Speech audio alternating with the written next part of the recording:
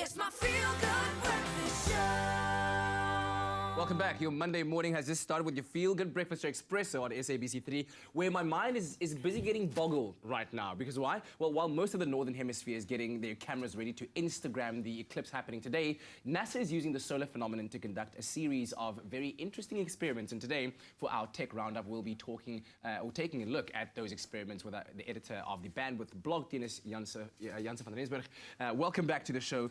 Always good to have your expertise here. Thank you. I'll talk a bit about what my mind is getting boggled at the end of this. But firstly, tell us about this very odd experiment that NASA is trying to conduct, where they're going to be sending bacteria up into the stratosphere, and what exactly this is for.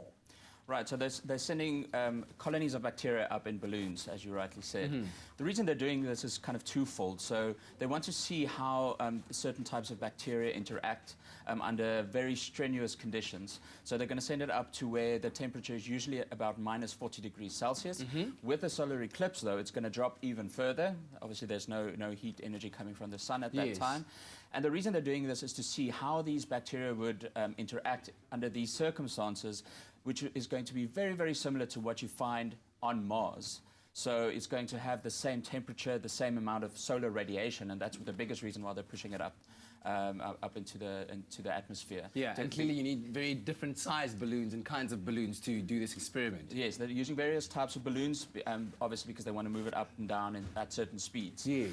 But it's basically to see how these bacteria interact and can they survive at those conditions. Wow. All right. And then also further than that, in partnership with Austin Peay State University, they're also planning to measure the sound of the eclipse. So firstly, how do you do that, and what purpose does that even serve?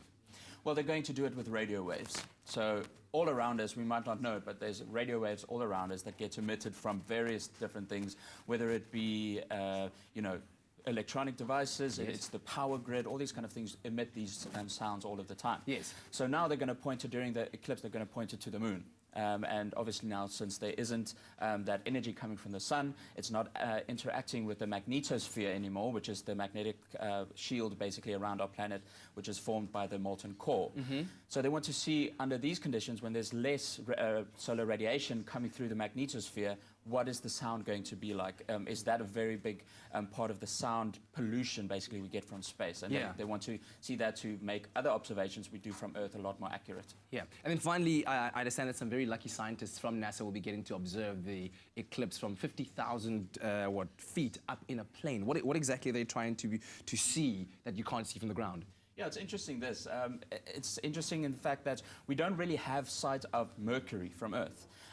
It's a very weird phenomenon in the way that where the sun is and where Mercury is. So now, under the eclipse, from that height, they will actually be able to look at Mercury, and they will be able to take some measurements from its atmosphere. So it's going to be very interesting part of these experiments. Yeah. And actually, I just read this morning, interestingly enough, that the path of totality, which is the path that the eclipsed part will take across the surface of the Earth, 92% of that path is going over the United States, where people voted for Trump.